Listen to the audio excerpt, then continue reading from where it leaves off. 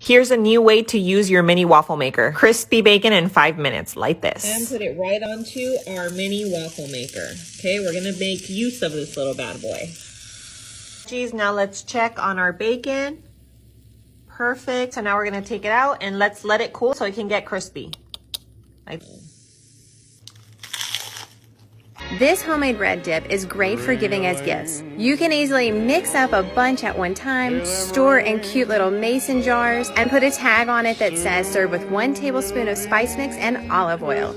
Let's make another edible stocking stuffer. So all you're gonna do is take double stuffed Oreos, pop them on a popsicle stick, and then instead of sprinkles, I'm taking Krispies and putting them in a pepper grinder because I'm me. We'll see how this goes. So you're just gonna Jackson Pollock these and go ham and just have fun. Whenever you're dipping anything in chocolate that's on a stick, you wanna make sure that you dip it all the way down to the stick. So when the chocolate hardens, it will actually hold your product on there. So once everything is completely set, I'm just gonna pop these into a little baggie and tie them up with a little gold twist tie. And yeah, you have the cutest little stocking stuffer. First time I made caramel sauce, it went so bad. I buried it in the backyard so my parents wouldn't beat me when they got home when I was younger. But I made it tonight and it was vegan and it was so easy and it worked. So you just need 1 can of coconut milk, scoop out the top part. I use one by Thai, it's so thick and good. Add that to a pan with half a cup of brown sugar and 1 spoonful of tapioca starch or cornstarch.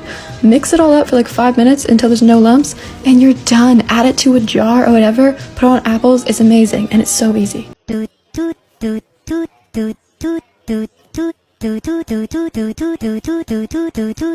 Okay, this is my holiday bark adapted from David Liebewitz's Matzo Crunch, except instead of matzo, I'm using saltines. We're going to take a cup of butter and a cup of light brown sugar, cook that on medium until it comes to a boil. Once it starts bubbling, we're going to let it go for about 3 minutes until it looks something like this. Pour the caramel over the saltines and then work quickly to evenly distribute with a spatula. Once you get it spread out, we're going to throw this into the oven at 350 for 15 minutes. If you notice some bubbling on the caramel, that's a good thing. When it comes out from the oven, we're going to cover the whole tray with semi-sweet chocolate chips. Wait 5 minutes and it should spread like butter. Create an even layer of chocolate and then I'm just going to top it off with a medley of cashews, almonds, and peanuts. Don't feel limited, go crazy with the toppings if you want. I'm sprinkling on some flaky sea salt, which will go nice with the dry roasted nuts I put on top. Let it fully cool until it hardens and it should break apart like this. I love recipes like this, super easy to make. Total cook time was under an hour and you can speed up the cooling process by using... Thank you so much for the lovely comment. After reading it, I had to try with goat's cheese. Similar technique, I add the soft mild goat's cheese to an oiled baking tray. Add your choice of veggies. I went for red onion, aubergine and cherry tomatoes. To this, add salt and pepper, olive oil, balsamic vinegar, dried basil and some chili flakes. Pop that in the oven at 180 degrees Celsius for about half an hour. Add fresh basil, a couple of tablespoons of pasta water and give it a good mix. And I honestly think I need to start a series on what cheeses you can bake because this was... Let's make one of my favorite pastas, cacio e pepe. Throw your spaghetti in some boiling salted water and give it a good stir. While that's boiling, grate up 2 to 3 ounces of pecorino. Then grab some of your pasta water and add just enough until it forms a thick paste like this. Toast some black pepper in a pan for 30 seconds and then add more of your pasta water. Pull your pasta when it's 2 to 3 minutes from being done and finish cooking it in the black peppery water. When the pasta's done cooking and your water's evaporated, add your cheese and mix it up in the pan. Give it a few tosses and then throw it in a bowl. Finish with a little more pepper and pecorino and there you have it. For about 3 to 5 minutes until it's bubbling. Take it out of the oven.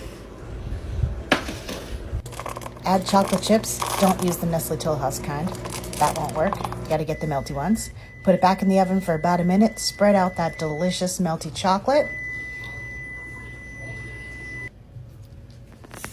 We are making Dunkin' Donuts flavor swirls today.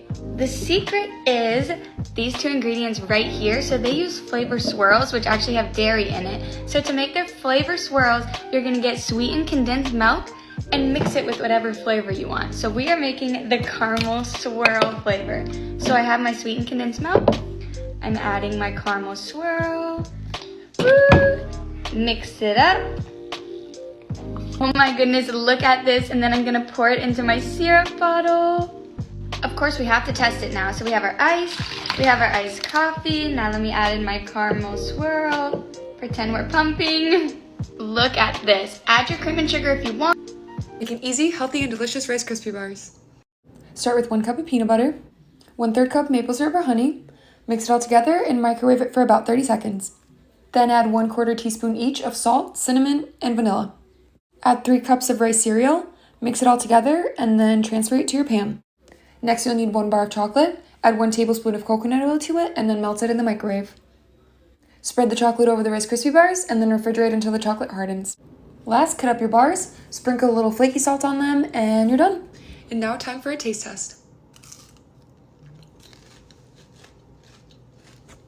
Okay, you guys really need to try this recipe. I stole it from Andrew. Can't pronounce his last name, but I think it's like Kusovinci. Andrew, how do you pronounce it? Anyways, so mash 2 very ripe bananas. I chose very ripe bananas because that's all I had, and they were super sweet and it was really yummy. Then a half a cup of coconut, shredded coconut. It was unsweetened as well.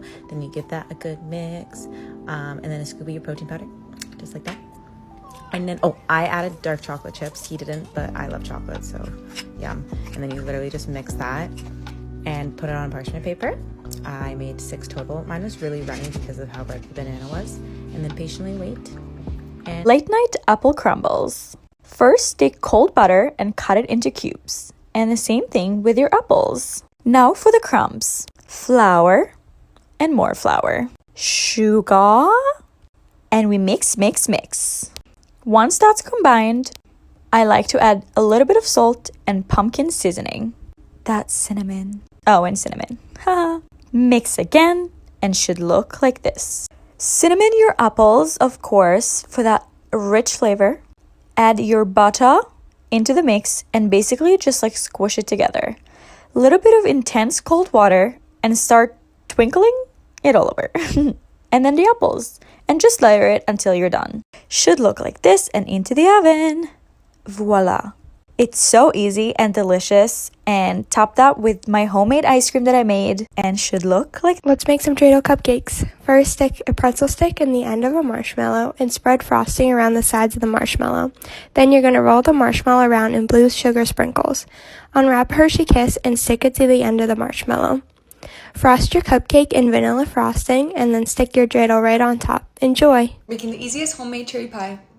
Start with 4 cups of cherries. I like to cut mine in half so they can release more flavor. Then add 1/2 cup of coconut sugar, the juice and zest of 1/2 of a lemon, and 3 tablespoons of cornstarch. Then combine them all together and set the filling aside.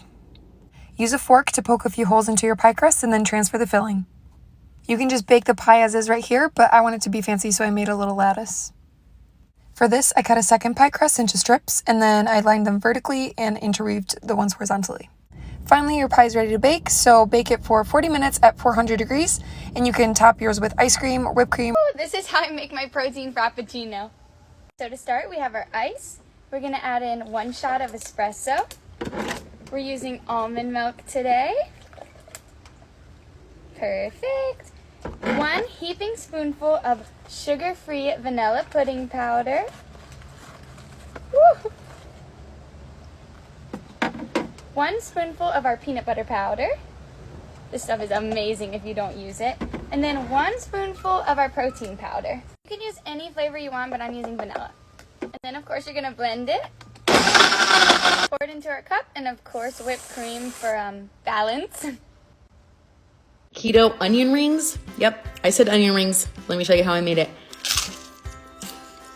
Spray your baby dash with some cooking spray. Add your cheese. I'm using mozzarella today.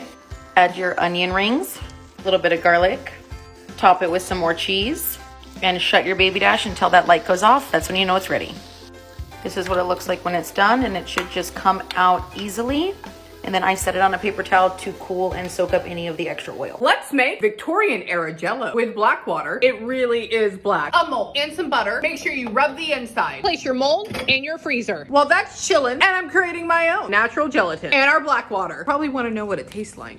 Nothing, it's just healthy. To a bowl, 1 cup of our black water, 1 packet of gelatin, sprinkle it over, and whisk. To another bowl, add 1, 2, and 3 cups, a half a cup of sugar, some lemon extract. Place in the microwave. Once heated, 1 lemon, and juice it. Add a second packet of gelatin, then get your cold water, add in your hot. Now the pink gelatin. To a pot, add 1.5 cups of water. Once your water boils, add it in. Once fully dissolved, add in 1.5 cups cold water. Get your mold out, pour a little bit in, get a raspberry, place it in the center. Perfect. Carefully let it set up in your freezer. And once it's set, get the black water Jello and add it in. It's time to reveal. Watch them jiggle. Place your jelly, cut a pomegranate, scatter them around, some whipped cream, add some little stars, a few fresh raspberries. All right, let's try it. There's our Jello. That's really good, actually. It's delicious.